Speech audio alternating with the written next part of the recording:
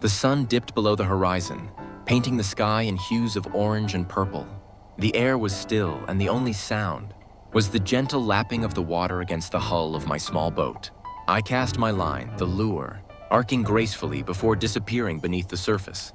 This wasn't just any fishing trip, this was a pilgrimage. I was on a quest to catch the biggest fish of my life, a feat I'd been chasing for years. I'd spent countless hours on this lake learning its secrets, its moods. I knew where the big ones lurked, the prime feeding grounds, and the best times to cast my line. Yet the biggest fish always seemed to elude me. Hours turned into days, and days into weeks. There were moments of frustration, doubt, and even a little bit of despair. I started to question if I was good enough, if I had the skill or the luck required. But I kept coming back. Fishing for me was more than just a hobby. It was a way of life, a connection to nature, and a lesson in patience. And it was this very lesson that I was about to learn in the most profound way. On this particular day, I felt a strange sense of calm. The world seemed to slow down. I wasn't in a hurry. I simply enjoyed the solitude, the beauty of the surroundings, and the anticipation of the unknown. I let my line sit and I waited. Then it happened. A sharp tug on my line jolted me back to reality. My heart leaped into my throat. This was it. The fight began.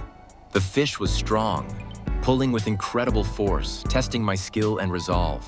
It took me on a wild ride, circling the boat, diving deep and occasionally surfacing in a magnificent display of power.